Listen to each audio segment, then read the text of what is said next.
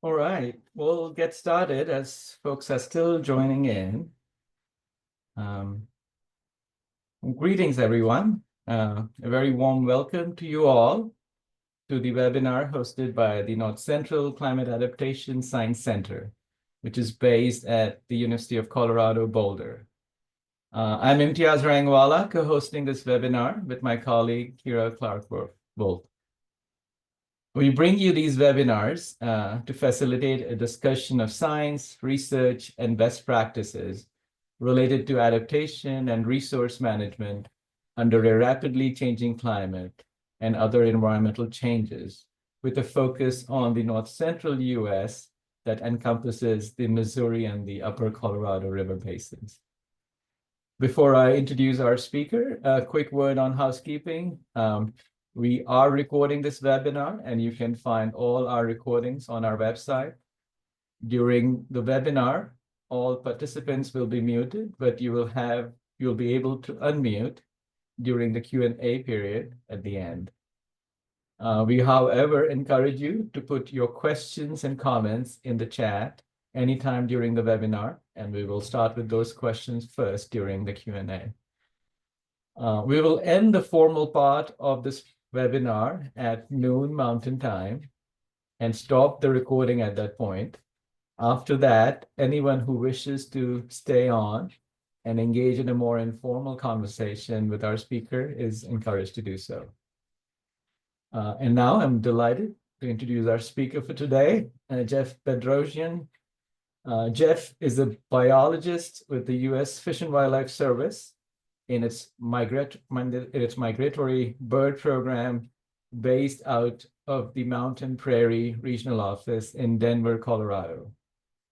As the Sagebrush Science Coordinator for the service, Jeff's work focuses on collaborative conservation with other agencies, partners, nonprofits, tribes, landowners, programs, and the public to advance sagebrush conservation.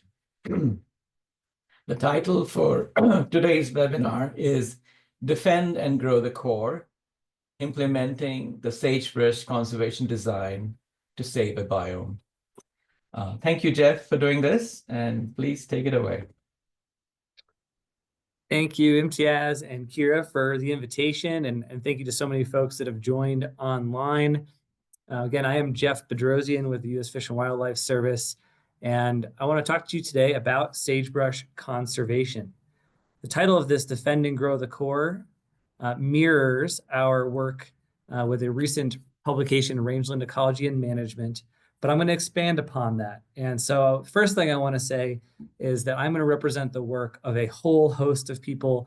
This is not a talk on just certainly what I have done, but I'll try to represent a broad swath of material from both the historic perspective, reading up right up to the most recent science that we have. And so thank you to so many collaborators on this. We're going to go through a little bit of background on sagebrush, some history of conservation, and how and why the sagebrush conservation design, the focus of this talk, why it came about. I'll present on new science on implementing our Defend and Grow the Core strategy. I'll provide some examples of partnerships and science-informed conservation delivery, where we take this science to practice on the ground. And I'll highlight available data sets and mapping tools that are publicly available to you currently online. Because this is the first talk in a series on sagebrush, I want to give sort of a high-level picture on what are sagebrush ecosystems, or what is the sagebrush biome. This is the western U.S. sagebrush steppe and semi-desert shrublands, where sagebrush is a dominant or co-dominant shrub. There's really diverse communities. They could range from deserts to grasslands, forested and alpine systems. So this is a large landscape with lots of diversity within it that we collectively refer to as sagebrush ecosystems, or simply the sagebrush biome. One of the things that makes this biome so unique is one of the least altered landscapes left on the planet. The sagebrush biome is more similar to levels of human modification we see in northern taiga or Saharan deserts. And within the lower 48 states, it is the largest contiguous open terrain left. This is what was called a geography of hope, a big open space that is unique in our world today. There are a lot of values and services from these sagebrush landscapes. Economically, there's livestock production. This is a main source of water supply and mineral extraction. Culturally, these landscapes support rural communities, tribal lifeways. They are really fantastic places to those that like to recreate in big, open, wild spaces and support some of the best hunting on the continent. Ecosystem services such as cold, clean water. You can think of these as the mother of rivers, the headwaters of some of our favorite trout streams.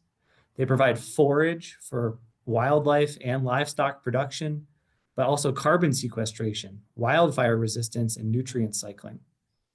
And they are wildlife habitats for more than 300 species, notably the greater sage-grouse, migratory songbirds, pygmy rabbits, golden eagles, ferruginous hawks, and ungulates like elk, mule deer, and pronghorn. But there's a lot of challenges facing this landscape today. Invasive annual grasses are a huge problem and spreading. Altered fire regimes are getting larger and hotter and more frequent and being exacerbated by those invasive annual grasses. Expanding conifers are encroaching in and threatening the edges of this system. In many ways, there's altered hydrology, changing moisture regimes.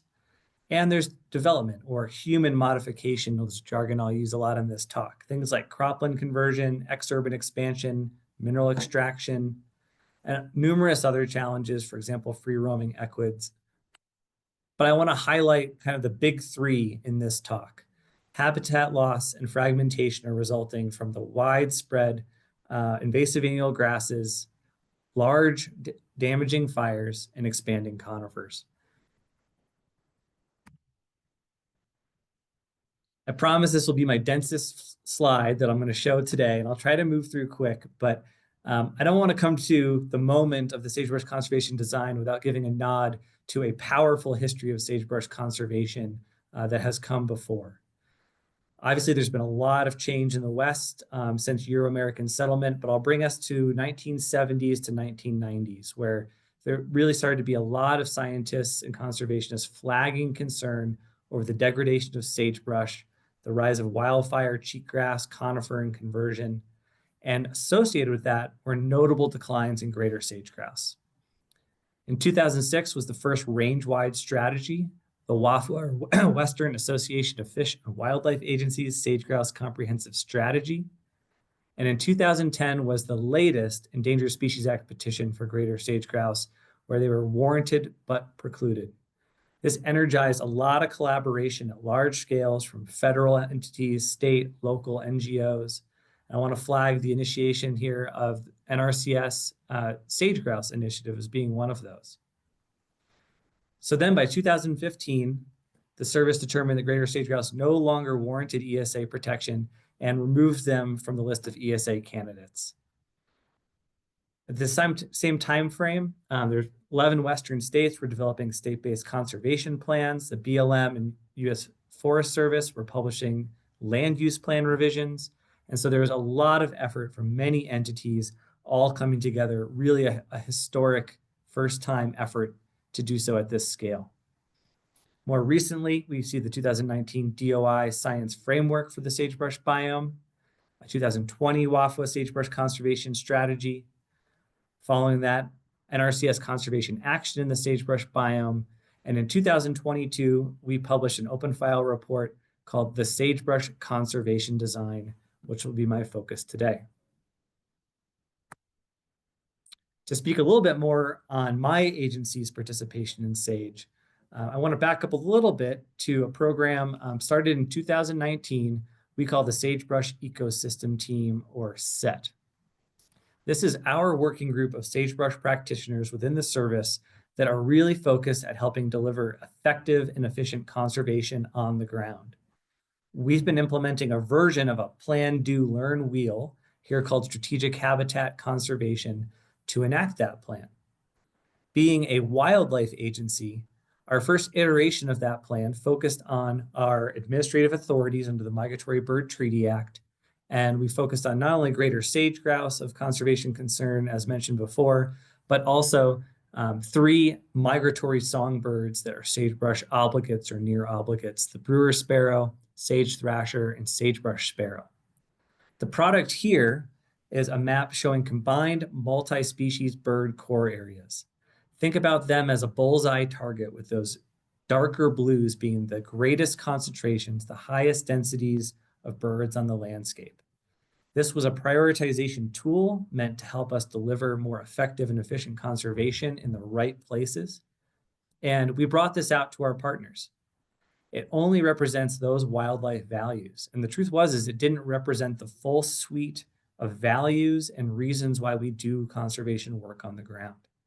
So while we felt it was a valuable tool, we knew that we needed more space to open up the conservation tent. As shown here in this silly graphic, that is from AI, and I'll just say, you wouldn't believe how many times I had to get ChatGPT to replace a turkey in this picture and put a sage grouse in there. All that to say, we wanted to look at more than simply or just alone the wildlife habitat values that our agency typically focuses on, but have those go hand in hand with cultural values, the cultural practices on the landscape, the fact that rural economies are essential to holding these landscapes together, and of course, wildfire mitigation and averting some of the catastrophic losses we see on the landscape. That together is a concept that I'm going to refer to as ecological integrity. And integrity can be kind of hard to define for a system. What makes a healthy sagebrush system? We looked at it kind of as its foundational components, and then what would make it degraded as the opposite of integrity. I do want to get in under the hood a little bit, some of the nuts and bolts of the Sagebrush Conservation Design. Some disclaimers up front. I've been talking to a lot of partners now for years about this topic, so just some nuts and bolts up front. This is an adaptive biome-wide tool. It identifies and addresses landscape scale threats. We are doing this in support of a defend and grow the core strategy that is about being more effective and efficient with our limited conservation resources and efforts out there. We're focusing on large natural areas, and we want to benefit fish and wildlife, but also healthy land, air, water, working ranches, rural communities, really bringing in those other values. So we see this as a framework for having conversations around shared values, and we can have those at multiple spatial scales. But specifically, what the Sagebrush Conservation Design is not is a tool for prescribing specific tactics, solutions, or answers to your local conservation challenges. I'll also caution to say it's not just a map. The map is certainly an important tool, but the goal is not telling people what to think. It's about changing and challenging how we think strategically to work to meet these challenges together. If you showed up for modeling stuff, you're in luck. This is the part you want to tune in. For the rest of you, just hold on. I'm going to go as quick as possible and talk about what it looks like under the hood in this model of Sagebrush Ecological Integrity. This is a spatial conceptual model based off of satellite-derived imagery and fractional covers of 2 positive aspects of sagebrush landscapes, sagebrush itself and perennial grasses, and then 3 negative aspects, 3 detractors that would degrade it: annual grasses, conifers, and human modification. To go very quickly through the methods for doing this, again, we start with remote sense data from the Rangeland Analysis Platform and RC Map, and for each and measures of human modification, and each variable is averaged over 4 years. We also excluded cover data in fire polygons for prior years so that that average would reflect that catastrophic change, or would only reflect the endpoint, I should say. Those were then averaged within a 560-meter radius window to reflect wildlife movement patterns and spatial selection. Those values were scaled using expert-derived quality curves to go from a linear representation to a scaled, curved, or hinged representation, and I'll follow up on that in a moment. And then the final metric of sagebrush ecological integrity was calculated within a 2-kilometer Gaussian kernel. So that's sort of our landscape perspective of going from a 30-meter pixel from imagery to now this 560 and 2-kilometer perspective of ecological integrity at a larger scale. We then binned those values by deciles, and they're grouped into 3 classes that we'll generally refer to. A quick note on the expert-derived quality curves, because I think this step is really important. This was kind of the opportunity to tune the model with expert opinion. And clearly the linear relationship of 0 to 100% cover of any type didn't represent the functional relationship on the ground. So these curves allowed a way of scoring the impact of the variable factors on ecological integrity. And they were done so using a version of CEC level 3 ecoregions. Notably, you could see in the Great Plains in sort of these yellowy mustard colors that for annual grasses, they have a much different response curve on the degrading value than they do, for example, in the drier, less resistant, resilient Great Basin ecoregion. So that was one way to account for regional variation within a biome scale model. And then this is the map that you're maybe most familiar with, Core Sagebrush Areas. Those are the highest sagebrush ecological integrity classes, the CSAs, here shown in the dark blue. The next bin is kind of moderate. These are growth opportunity areas. Unlike CSAs that are intact sagebrush with perennial grass understories, limited threats, growth opportunity areas may have limited threats at moderate values. And then other rangeland areas, that lower bucket, have reduced sagebrush and or perennial cover and typically have higher levels and or multiple threats on those landscapes. That is admittedly a large bin. And I want to remind folks that this is a model about sagebrush ecological integrity and not modeling every ecological value that those landscapes may have. Because the satellite data allow us to look back through time, all of these spatial products are temporally specific. One thing we learned is that we can't keep doing conservation the same way. We are losing the battle at a rate of 1.3 million acres of high quality sagebrush being lost per year. Shown here in this map, the fast food type colors of yellow, orange, and red, those are simply showing areas that through the time series have degraded to lower quality classes through time. We're also able to ask what caused those losses in the last 2 decades. 6% of that to loss of sagebrush, 4% to loss of perennials.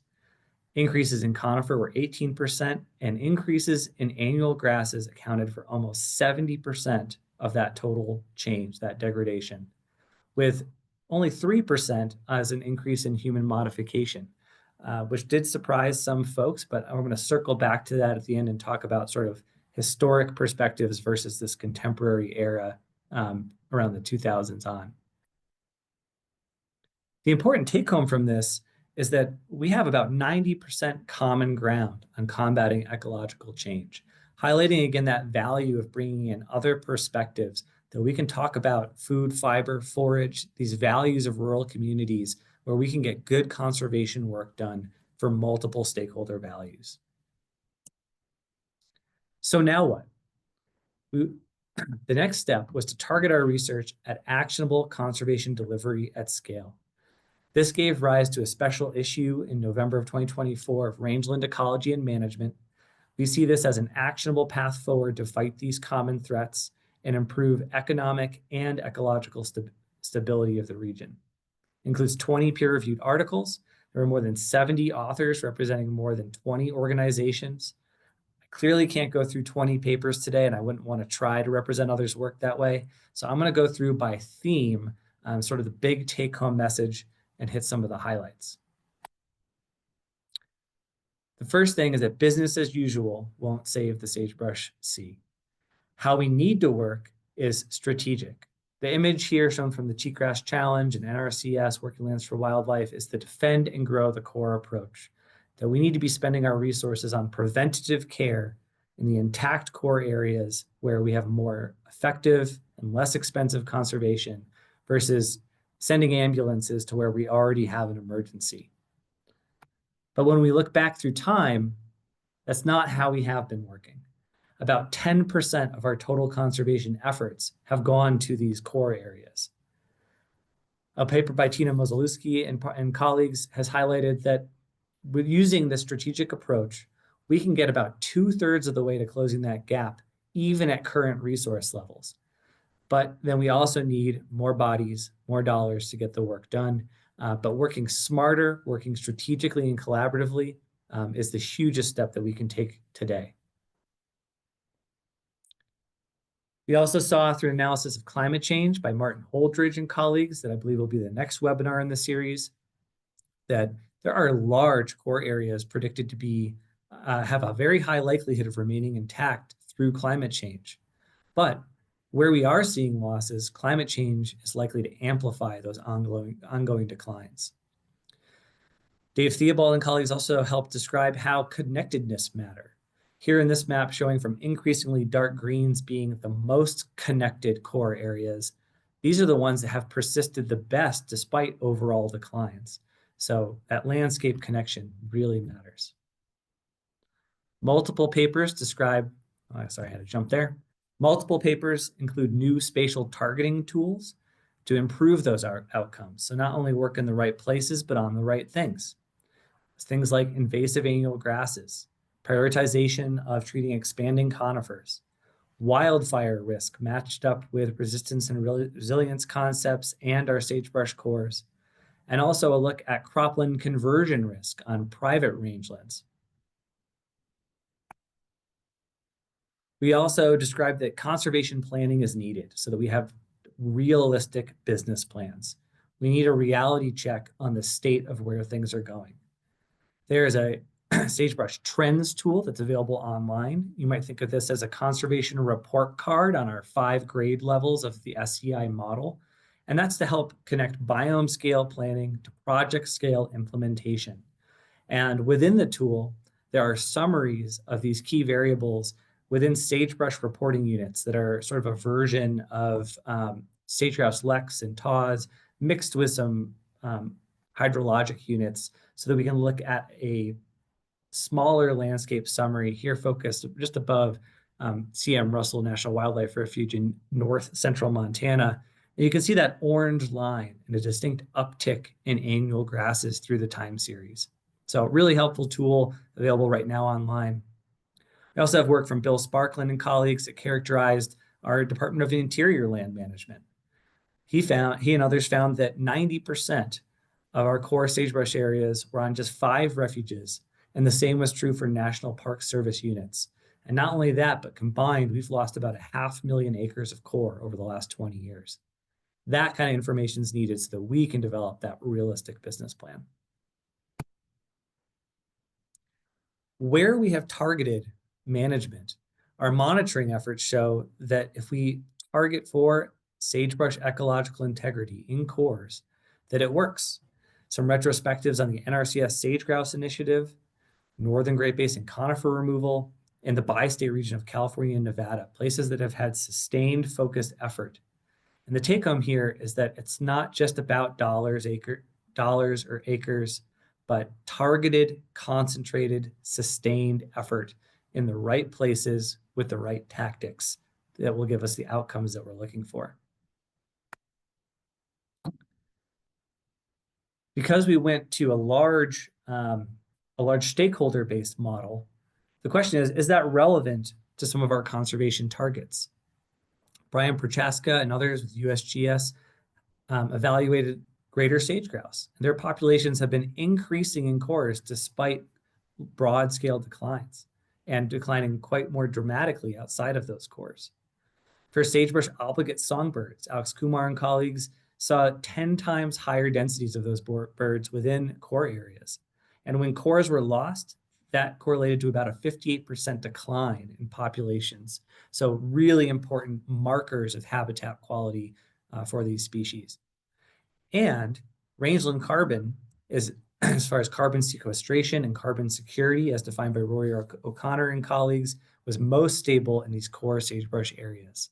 So to be cheeky about it, the birds got the memo, or as a colleague told me, it may be that we finally got the memo from the birds on how to make a difference out there. So that's a lot of change. We're asking people to think and act in a different way. And now it's time to implement a body of science. In this Venn diagram from Katie Wolstein and colleagues, we see that conservation readiness, the ability to achieve our outcomes on the ground, is the intersection of not just the ecological importance that I just spent most of the last 20 minutes talking about, but also we need the administrative conditions, the authorities and the resources to get the work done, things like NEPA, things like funding, and we need social capacity. There need to be local collaborative working groups to sustain these efforts through time. Matt Cahill said, if we manage change, there is hope. And if there's hope if we manage that change. So folks are, like Dave Olson and the IWJV are really focused on tech transfer and making sure that folks get the tools to act in a way to defend their core at a local level. I want to go quickly through some of the ways that people are using the Sagebrush Conservation Design. Here within the Fish and Wildlife Service, we've been using it as a spatial targeting tool for the allocation of project funds, for example, the bipartisan infrastructure law. It is a foundational tool for the Department of Interior's Sagebrush Landscape Collaborative. And I believe at some point we'll drop some links in the chat so you can check out some of this stuff. Used in multiple BLM restoration efforts. Foundational tool for USDA NRCS Working Lands for Wildlife. Shared these data out with nonprofits like TNC on their easement program. And other state and private conservation practitioners are increasingly using this as a base map of large-scale, landscape-scale thinking. There's also an upcoming release of the WAFWA Sagebrush Conservation Strategy Part 2 in draft that is all about how states have stepped down this information and used it to meet their management goals. I want to highlight, particularly as we kind of shift to thinking about the North Central Casks geography of interest, just how important the BLM and private lands are in this geography. Shown here are 1 million acres on the y-axis for our core, growth, and other rangeland areas. And each color is a different surface management agency. And our darker colors on the left are BLM and private. They have the overwhelming majority of land management within the biome. For that reason, it's really important that our collaboration is crossing boundaries. I want to give a shout out to partners in the SAGE, the Invasive Annual Grass Technical Transfer Partnership, folks like Imagine at the University of Wyoming that are really helping cross boundaries, both geographically, culturally, and bridging that gap of technical transfer, bridging the chasm, as it were, to get information on the ground. So list there of just some great conservation practitioners and the work that they're doing. I'll also highlight as an example, the Fish and Wildlife Service Partners for Fish and Wildlife program. They have a priority for the sagebrush biome. In this tool, they took that product of strategic habitat conservation that I mentioned earlier in the talk, and this is overlaid with private and public lands. So what we're showing in green are the private lands components, and the yellow are those bird cores that are on public. And they're clustered, but they're also highly intermixed. Just emphasizing that we can't have one without the other. These are shared ownership landscapes, and collaboration is the only way forward. Now that I've covered pretty quickly a breadth of the new information, I want to step some of it down and provide some landscape level perspectives within your focus areas of Colorado, Wyoming, and Montana. I mean this as kind of a step through to help folks that are interested in the spatial data think about how they might go to their landscapes of interest and start pulling out some information from these maps. At a 10,000 foot view, don't worry, you're not going to see any R code in this. First, I'll focus on some work we developed looking at cropland conversion risk in sagebrush rangelands. really quickly, there were three main questions. We wanted to look back at the past, how much has been lost already, the future, what is the risk going forward, and then how effective are our conservation measures, namely easements, at actually achieving conservation outcomes. So before 2000, we don't have really great satellite imagery, a little bit before 2000, but my point being, we can't look back to Euro-American settlement in the same spatial way we are in the modern era. But to use greater sage-grouse historic and current ranges as sort of approximations for sagebrush, here in this watermelon toned map, in the dark shade of green is the current distribution of greater sage-grouse. The lighter shade of green is the historic range of the greater sage-grouse. And then peppered on top of that is the pink of where croplands are occurring. And I think it should strike the eye, these large agricultural basins that were formerly occupied by greater sage-grouse, where they have now been extirpated largely because of land use conversion. And if you total up all that pink, we're looking at almost 30 million acres. That's in Ohio's worth of cropland, cropland where greater sage-grouse range has been constricted. So that kind of helps scale and give a historic perspective on the losses of the past. Looking forward, when we modeled cropland conversion risk by looking at conversion risk models with the Sagebrush Conservation Design, and here you'll see a lot more white space because we're filtering only to private and otherwise non-protected lands, right? So we're taking out Yellowstone, we're taking out wildlife refuges, BLM, and other lands that are not open to cropland conversion. And you can see within your focal geography, there's a lot more private land compared to the sagebrush biome as writ large. These red areas show concentrated landscapes where, even though it's not widespread as a threat, within a given landscape, conversion risk could be very significant. That means that there's opportunities to be very targeted at mitigating against future conversion loss. I want to then highlight another collaborative conservation success story. Here in north central Montana, the Ranchers Stewardship Alliance has been working alongside the Nature Conservancy to be proactive at protecting rangelands with valuable ecological services that also keep the livelihoods of the ranching community and their rural values for generations to come. So here, zoomed in on our core area map, the red spots show the existing footprint of easements within those three counties. As a thought exercise, we asked, what would happen to sagebrush ecological integrity if those easements were tilled to a row crop? So wall to wall, if we erased those and now they have zero ecological integrity. Once again, in fast food colors, mirroring our loss maps before, you can see areas where we have degraded the landscape down to lower classes, where cores have become other rangeland areas or growth opportunity areas, as predicted, right? But what's interesting about that is that if you remove just the footprint of the easements, so here I've just whited those out, erased them, the color changes you see here are actually the neighborhood effects of ecological degradation on neighboring lands. And 80% of that degradation was actually on adjacent public lands, primarily BLM allotments.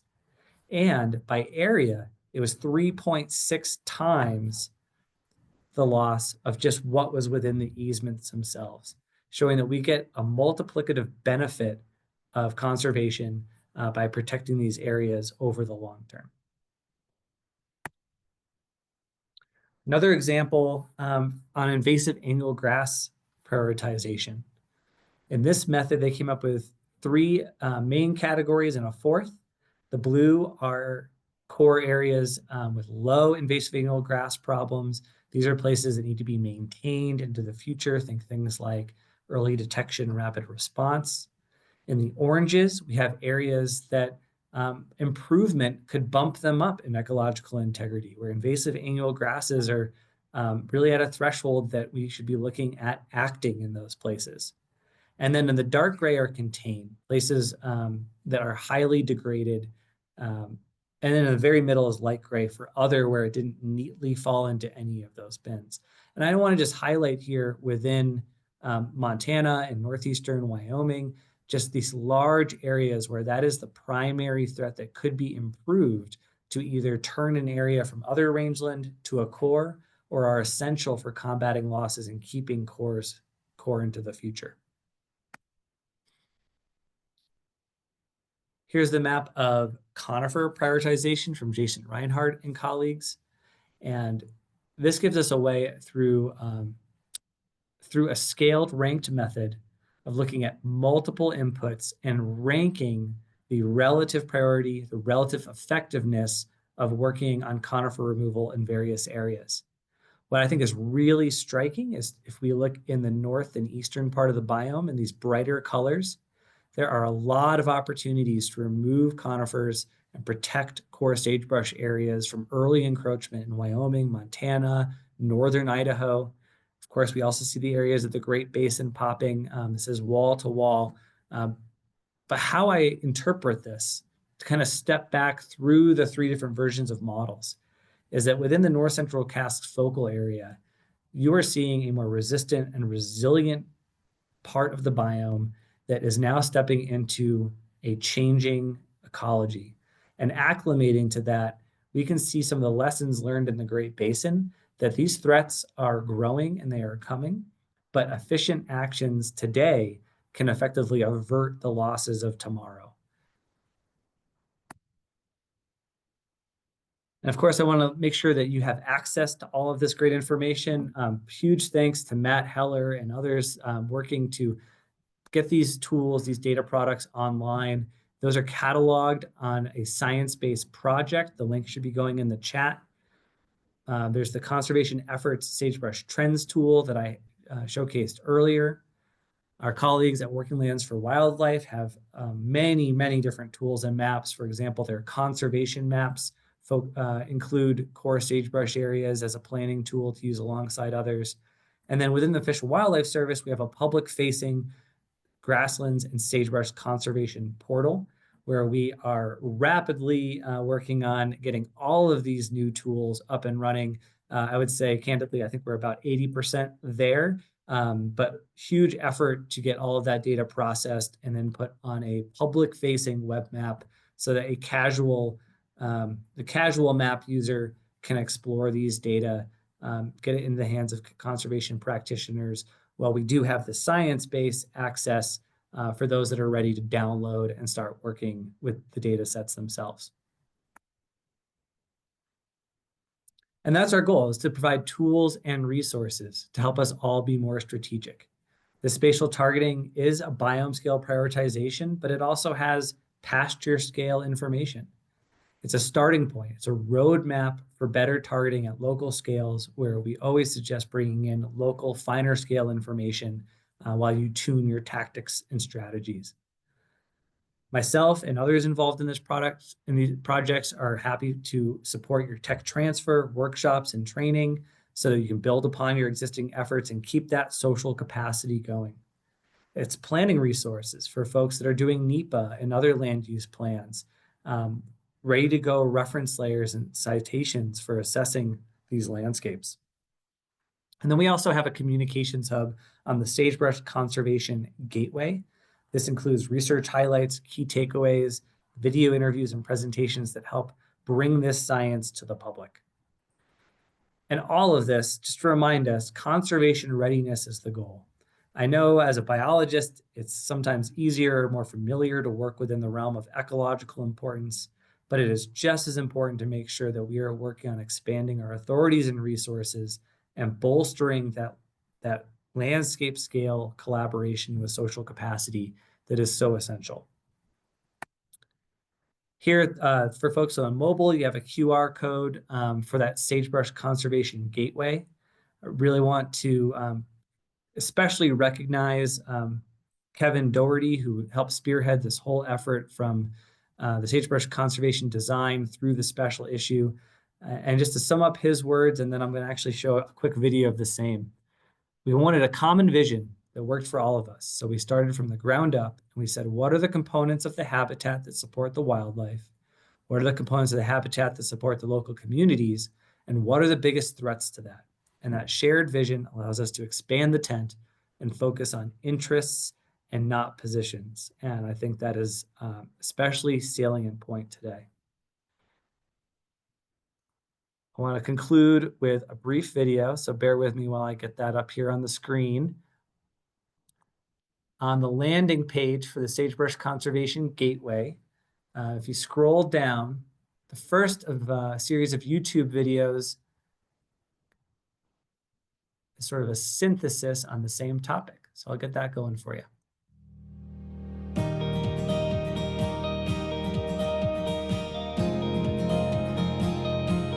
You think about the size of the American West and the sagebrush landscape, it's a full 1/3 of the lower 48, and it has the least amount of human modification of anywhere in our country. And when you compare it to the world, the places that have less human development than the sagebrush biome are places like the Sahara Desert, the Amazon rainforest, the boreal forest, the Australian outback. And so we have places now that have high ecological integrity that are as large as East Coast states, but the threats are large. The threats alone of invasive annual grass and conifer are 87% of the declines over the last 2 decades.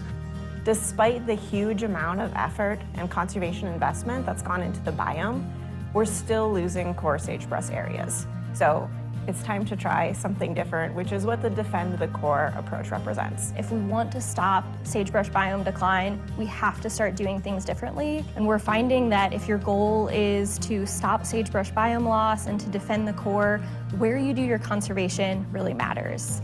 Historically, about 20% of those conservation investments have gone to core sagebrush areas. But now with Defend the Core, we're thinking more like 80% of conservation should be conducted in those areas. If you're treating and doing your conservation in core sagebrush areas and places with high sagebrush ecological integrity that are on the brink of decline, you're between 80 to 90% effective at stopping that degradation and defending the core. We know that we're going to need to do more conservation in general to stop sagebrush biome loss, but if we start employing better spatial targeting and really going after those core sagebrush areas to stop declines before they start, the amount of additional conservation we're going to need to do decreases from 10-fold to 2-fold. Defend the core, grow the core. We need to go to where the core is and start there, which we haven't necessarily done in the past. Strategic conservation is the difference between what we can do and what we should do. And we now have the tools to inform the latter. So what we're learning through the development and identification of core and growth areas is we have to do conservation at big scales and in partnership for this to work in the future. We need to act now. While we still have core that can be protected, it's so much simpler, easier, and cost-effective to address these things when they're still relatively small problems. What has been great about the Sagebrush Conservation Design effort is it has brought in agency leadership from across the Department of Interior, the Department of Agriculture. It's brought in university thought leaders. I hope folks like myself with big nonprofits are valuable in that space, and has asked everyone basically the same question. Not who do you work for or what is your agency goal, but rather what can you do, what can the people you work with and work for do to save the entire biome? So I want people to know that we're not saying that all hope is lost. But I also hope that managers and decision makers feel really empowered to see that the changes that we need to make and the conservation shifts that need to happen are within our capacity to do today. Things like better spatial targeting and enhanced coordination, we can do those right now and start shifting the trajectory of the biome.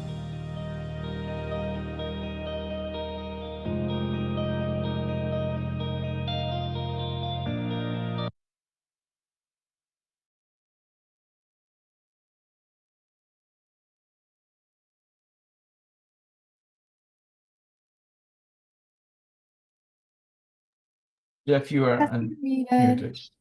Thank you. So much better to hear my colleagues and a happy jingle give the same message. So I want to thank everyone for your time. I'm happy to take any questions and have some discussion to follow, and appreciate the great attendance today and your all's attention. Thank you. Thanks so much, Jeff. That was an excellent webinar. Great way to end that with that video.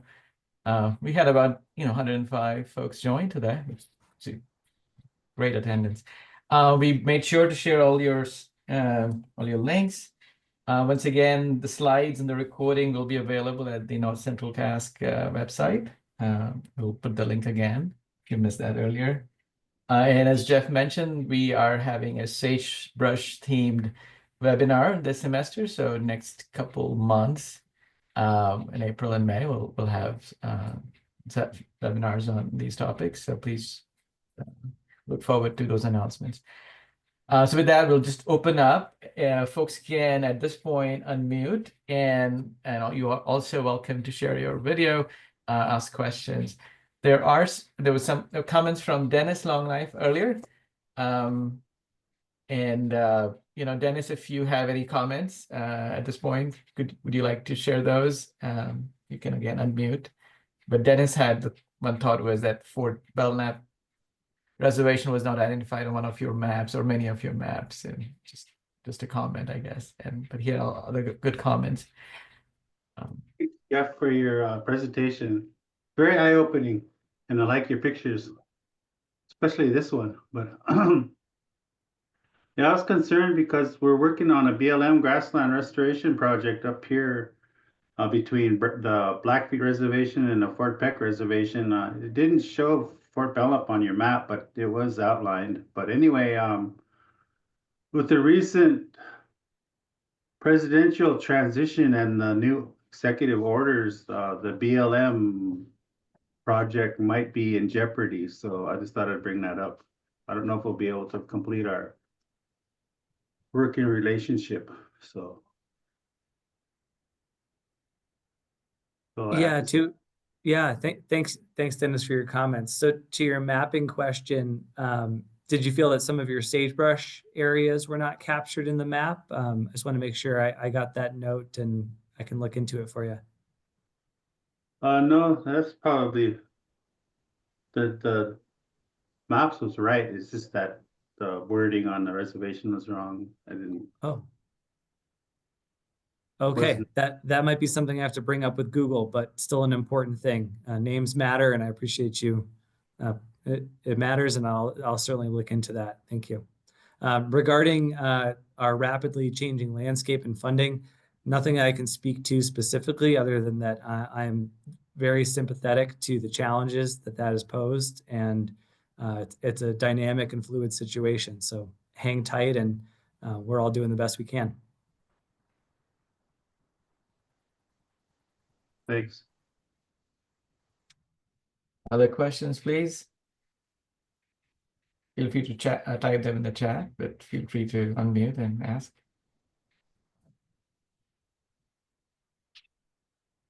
I also want to point out that I've been living in this environment for the past 55 years, and I've seen it from a kid to an adult to a young adult to an elder now, because I'm 64. The changes in our sagebrush biome here, especially the sage grouse. When I was a kid, we used to actively hunt sage hens when they used to migrate here.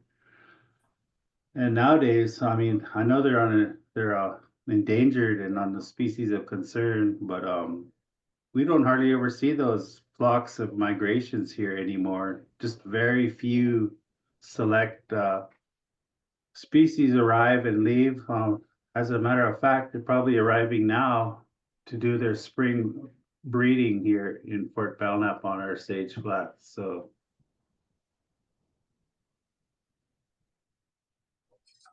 yeah, thanks, Dennis, for sharing that personal reflection. And I think capturing those anecdotes and respecting the cultural knowledge is, super important context for us to keep in mind. Thank you.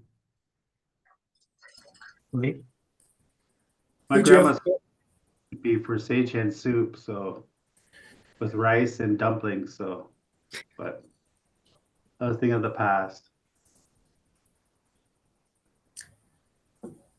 Hey Jeff, you had mentioned some of the kind of collaboratives to step this down. You mentioned TNC and some other ones. How are you all, I guess, how are you all progressing with stepping that down? You mentioned, biome-wide tool, getting down to local management scales. So is it just kind of coalition of the willing? Are people reaching out to you with questions? Are you guys, targeting public lands? Can you talk about how you guys are moving forward some of those step downs at the more local and sub-state scale? Yeah, thanks, Leaf. Would love to. So within sort of our federal partners, I am working with BLM's AIM program to help them sort of interpret these landscape tools that I should have said earlier that, this satellite imagery, it only works when we can train it with on-the-ground monitoring. So Natural Resources Inventory, BLM AIM program, essential to that, and they are complementary sources of data. So strong collaboration within our agencies, but then there's that private lands component. And so that's where it's really important that we have our nonprofits, our universities, like the Imagine program. They are using our information, but as I said, we're not prescribing a tactic to folks on the ground. It's a framework for thinking about once you get to your lands, your pasture, it's time to defend and grow your core. And I think that's where the partnerships, the existing collaborations, and the resources that have gone to standing up field-based positions that support the longevity of those efforts are really important. Thanks, Jeff. Thank you, Leaf.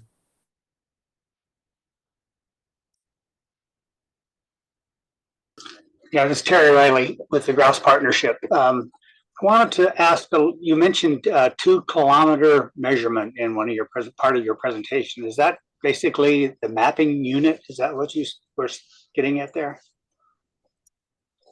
I think that's a fair way to look at it, as the map unit. So was trying to be real clear about taking 30 meter by 30 meter pixels that are the basing map unit of RAP and RC map and a lot of other spatial products derived from remote sensing.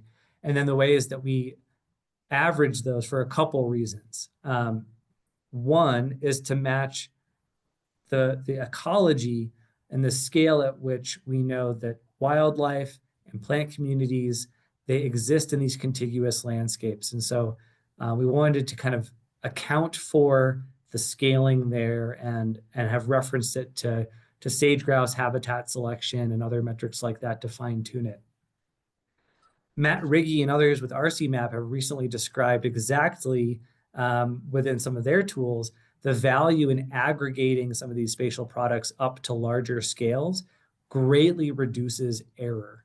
And so there are pixel scale information, our base maps that we put out are either 30 meter or 90 meter. But I just want to be real clear with the way the model is looking at ecological neighborhoods of contiguous areas, because that is the conceptual framework around keeping intact areas together. Yeah, we've been working with lesser prairie chicken and trying to do something similar. The southern Great Plains portion of that area, particularly the sand sagebrush and the Shinnery oak areas, are highly fragmented and being converted very fast to cropland. But we've been trying over the years to try to come up with a spatially targeted size, so to speak. Where do we put our dollars? And we've started at a township size area, which is about 25,000 acres. And then we moved up to 50,000 acres. And then we moved up to 100,000 acres, again, trying to capture some of the stuff you're trying to get at with these larger areas. And it's a challenge, but we are focusing now on the core areas, as you have talked about, and where we're putting our dollars and our conservation efforts, and trying to work with Congress to get the ability to use more than one conservation program within the Farm Bill and other things on the same piece of land. So a lot of challenges, but we're making slow progress. Well, that's a great analogous effort, Terry. And when you say core areas, I'm just curious if are you guys looking at habitat or vegetation type core areas, or are you using bird locations, kind of like I showed in the earlier example from SHC? Well, we know we only have so much money and so much resources to actually get things done, and 90+% of the land we're working on is private land. So we're primarily using farm bill dollars to do this, and we chose 10 core areas, if you will, areas where we have LECs, if you will, active LECs that have a historic,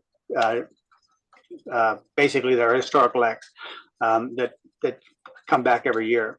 And so we picked those 10 areas based on our conversations with the state and the states and the Fish and Wildlife Service to try to identify where those areas are, and then working with the ranchers to actually let them tell us what they've been doing right in those areas, what they believe they've been doing right to keep the population. So once we identified those 10 areas, now we're trying to, as I said, being able to use Farm Bill Conservation Program dollars and spatially target it within those areas. So we're working with the landowners more and more now, and let them form alliances, and then let them talk to their congressmen and senators to get things changed, rather than these conservation organizations trying to do it, because they speak better language to the legislatures than we do sometimes. So that's our approach right now, is to form these alliances with the landowners and let them kind of, well, try to educate them about what we believe is what needs to be done, and let them educate us about what they think we need to learn. Awesome. I think that just underscores, the value of working collaboratively with shared values, and great parallel anecdote. Thank you, Terry. I did see one question here in the chat about data going up on our portal. So all of those data sets, including the Boyd et al. Model, wildfire risk from Michelle Christ and colleagues, those are on Sciencebase, ready for download. There's some kind of nerdy science steps to processing that imagery and getting it up on the web map in a user-friendly way. So we're working on that, and I anticipate having a communications of a data release go out across various networks when it's all ready. But thanks, Anna, for the question. We have time for maybe one more question. Megan, your hand was up earlier. I don't know if you still have that question. I was thinking of saving it for the secondary half an hour, because it maybe it's a bit of a silly question, but I'm happy to ask it now. Go for it. So I've worked a lot in the Eastern Sierras previously, and something that I feel like I've noticed about sagebrush ecosystem there is that it's relatively consistent ecologically across very broad elevation gradients. And I guess I was curious if that's something that is known about sagebrush, or like how that factors into any of these spatial patterns. I realize that you're not incorporating elevational gradients, but yeah, I guess maybe that's my question. Like how does the elevational patterns across the Great Basin factor into this ecological integrity piece, or how might it? Yeah, great question, Megan. I thought it'd be a much harder question, given you're going to save it for me. But I'll try to stay in my lane here and say, broadly speaking, higher elevation sagebrush areas tend to be more resistant to invasion and resilient to change. Tends to be associated with more mesic characteristics and more snow melt and factors like that do send a different ecological signal, typically in that high elevation. And so without being intimately familiar with exactly what you're talking about, it's interesting that you say that they're contiguous, right? I'm sorry, they just ecologically, they just look the same. Like they usually have the same sort of spatial structure, the same abundance of sagebrush, of plants across from at very high elevations to lower elevations. I just don't feel like you often see that with other ecosystem types. Yeah, that is really interesting. Plant communities are typically emergent properties of the underlying biophysical settings. Right. So it's an interesting pattern, and I won't make a fool of myself by trying to give you a better answer than that. I thought it was a little bit of a foolish question, which is why I was saving it. But I've always been curious. Like I worked up in the in the White Mountains and in the East, in California and Nevada. And like I was always so surprised about how similar the ecosystem looked up at 13,000 feet as it did sort of in Owens Valley. This looks the same. And I always thought that was surprising. So I thought you would be a good person to put that foolish question to. There's probably better on this call, and they're welcome to give a better answer. But thank you for your question, Megan. Why don't we take the conversation forward in our informal session? I just want to thank you again, Jeff, for this excellent presentation, and thanks for this great, attendance today. Thank you all for joining. My pleasure. Thank you all. And folks, if you can stay for another 10-15 minutes, you're more than welcome. I'll stop the recording at this point. Thanks again and take care.